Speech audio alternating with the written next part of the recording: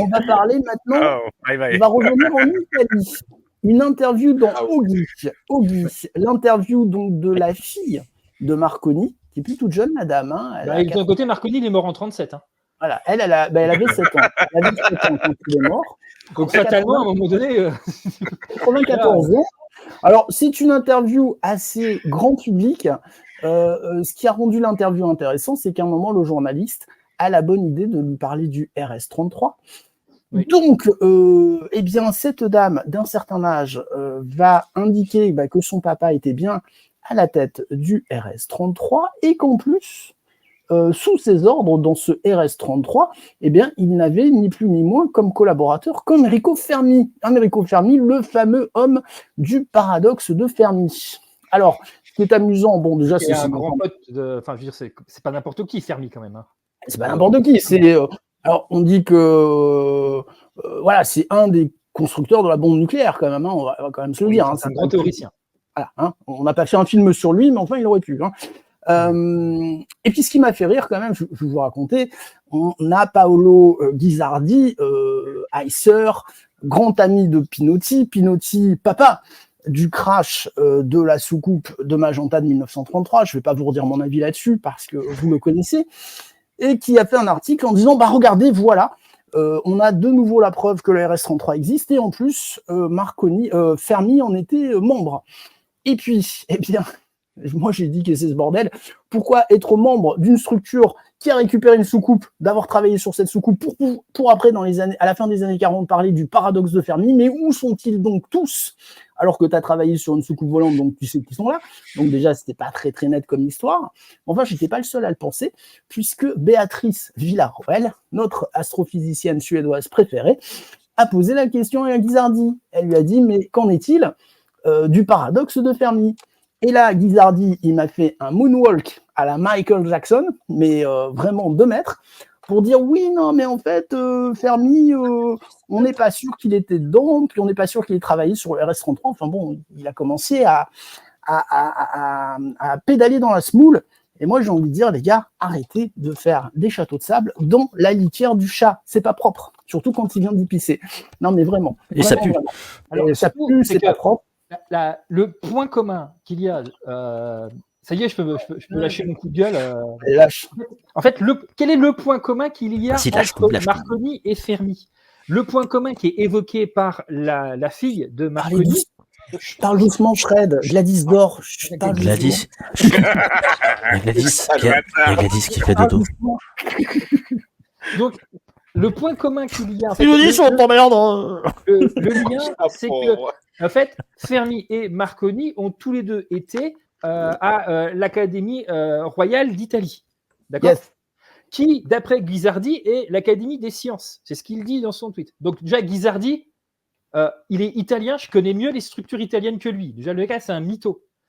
Qu'est-ce que l'Académie. D'ailleurs, donc, par contre, ce qui est vrai, Marconi a été président de l'Académie royale d'Italie et Fermi, non. Donc, sinon que l'autre étant président de l'Académie royale, l'autre était sous ses ordres. C'est ça qui est dit. Hein.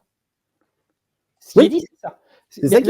L'Académie royale d'Italie n'est absolument pas l'Académie des sciences, qui est l'Académie des Lynx. À cette époque-là, en Italie, il n'y a aucun rapport. L'Académie royale d'Italie, c'est une organisation fasciste de promotion pour bloquer un petit peu le futurisme qui était un petit peu la mode. Bref, on va résumer rapidement.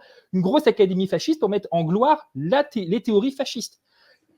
Donc, Marconi a été le président, tout simplement parce que c'était le plus vieux, c'est tout, c'était le doyen, donc c'est le président, et Fermi en faisait partie, parce qu'à un moment donné, pour continuer à bosser, tu étais obligé d'accepter les honneurs qui étaient donnés. Hein. D'ailleurs, il a fui après, mais c'était ça. Donc, ils ne sont pas du tout de la même structure. Marconi, c'est parce que c'est un gros fasciste, et puis Fermi, parce qu'à un moment donné, s'il ne veut pas perdre ses subventions à l'université de Bologne, il est obligé d'y rentrer. Donc, il n'est absolument pas son patron. Parce qu'il faut quand même savoir qu'en 1937, Marconi meurt. Il a une fille qui a vécu après, mais voilà, il meurt en 1937. Le successeur à l'Académie royale d'Italie, c'est Gabriele D'Annunzio. Gabriele D'Annunzio, c'est un poète fasciste.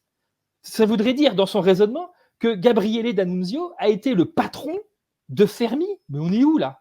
Voilà. C'est débile. C'est comme dire que Hélène Carrère d'Ancos, qui est la secrétaire perpétuelle de l'Académie française, serait la chef des 39 autres vivants dans l'Académie française. C'est totalement débile, ce raisonnement. Si le seul lien qu'il y a, c'est l'Académie royale, c'est du foutage de gueule. C'est pour ça qu'à mon avis, Guizardi, il retourne en arrière, parce que le seul lien qu'il a, il est ridicule. Non, mais voilà, on est d'accord. Mais on va dire qu'en plus, on remet une couche sur ce RS-33 qu'aucun historien italien ne reconnaît. Encore une fois, le RS-33, c'est un mythe. C'est du mytho, ça. C'est un mythe. Mais le problème, c'est qu'on est obligé de mettre du lourd dans le RS-33, parce que Marconi tout seul, il ne tient pas. Parce que Marconi, on sait, maintenant, aujourd'hui, on sait que la plupart de ses inventions, c'est du bullshit, c'est du vol, que ce soit Tesla, Westinghouse, Krauss. Beaucoup de mecs se sont fait voler les inventions par Marconi, donc le gars, il est un peu bidon. Si tu mets un RS-33, il faut mettre du lourd scientifique en face, Fermi, c'est top. Tu n'as pas mieux. Parce que les scientifiques italiens, à part la cuisson des pâtes, il n'y a pas grand monde sur le marché, quoi. À l'époque. Donc Fermi, c'est top. Il faut absolument mettre Fermi. Le problème, c'est qu'il n'y a aucun lien entre Marconi, le fascisme et Fermi, si ce n'est cette académie royale là, totalement claquée. Ça ne colle plus. Ça ne colle plus. Il n'y a plus rien qui colle, en fait. Voilà. Donc après, je vais être honnête, on ne peut rien reprocher à une petite dame de 94 ans qui est interviewée et qui a puis elle avait 7 ans à l'époque du décès de son père. Donc voilà, on ne peut rien lui reprocher. Non. Le journaliste, on ne peut pas. Alors, c'est pas cette dame que j'accuse, c'est plutôt Guizardi qui plonge dedans et qui derrière fait son moonwalk quand il voit qu'en fait que ce qu'il a dit, c'est de la merde. Il plonge pas dedans, il sait très bien ce qu'il fait. Puisque 5 minutes après, il dit oui, d'après les informations que j'ai, en fait, Marconi Voilà. Donc en fait, il utilise quelque chose pour mettre en avant ce qu'il veut mettre en avant, à savoir le crash d'une soucoupe en 33 à Magenta, et tout le monde sait que c'est de la grosse merde. Encore une fois, allez voir l'interview d'Edoardo Russo qu'on a fait. Et là, je trouve que ça ne l'honore, mais alors vraiment pas, Paolo Guizardi. Ça jette l'opprobre sur tout son mouvement. Si besoin, il y avait. Donc, il n'est pas besoin, il est déjà bien balle. Voilà, les gars, vous savez quoi, c'est comme ça, c'est avec ce genre de conneries que vous allez aller à l'ONU. Ne représentez rien du tout, restez où vous êtes et n'y allez pas parce que vous allez faire reculer le mouvement, je vous le dis, franchement, c'est vraiment pas souhaitable. Donc pas bravo à Guizardi, bravo par contre à Béatrice, qui, je trouve, parce que moi je lui avais posé la même question, elle n'avait pas répondu. Par contre, Béatrice Villarroel, là, il répond, c'est normal, c'est du plus lourd, donc tu es obligé quand même de répondre. Voilà, est-ce que quelqu'un veut rajouter quelque chose sur cette pantalonnade italienne ? C'est difficile de passer derrière Fred. Tu veux passer derrière les Beatles, c'est impossible. Qu'est-ce que tu Il y a plein de gens qui passent derrière moi, ça dépend les sous. Bref, on en reparlera. Ça dépend ce que tu cherches. J'en peux plus de lui. J'en peux plus. En général, elle passait devant les Beatles. Mais tu me casses le truc. Non, vraiment. Moi, je passais derrière les Beatles, c'est chaud, quoi. J'aime bien le sourire d'Alexandra, Jean, ils sont mignons, c'est monsieur à délirer entre eux. Ok, d'accord, ok. C'est ça. Voilà, ok, bienvenue Stéphane. Non, mais t'inquiète, elle délire avec tout. Regarde, même Gladys, elle commence à s'intéresser. Là. Et je l'ai réussi à la réveiller. Il y a un petit quelque chose. Là, je vois que tu vas changer de posture, ça veut dire qu'elle est vivante déjà. Alors, est-ce que mon explication est claire sur le déjà est-ce que j'ai été clair sur le lien pseudo-lien qu'il y a et vous avez bien compris en quoi ça ne tient pas la route en fait. On s'est fait Geffared, là, direct. On a compris direct. Non, mais moi, tel de bons élèves. Pour résumer, il y a eu cette espèce de structure de théâtre qui a été mise en place par les fascistes et grosso modo, il valait mieux y adhérer si tu voulais continuer à bosser. Voilà. Alors, il y a deux types d'adhésion.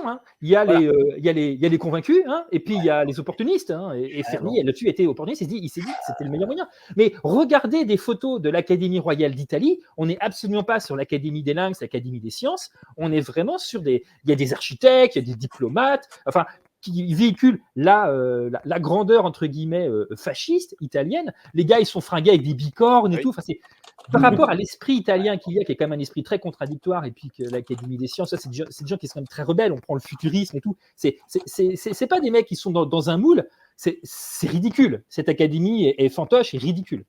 Bon, voilà. Donc les choses sont claires.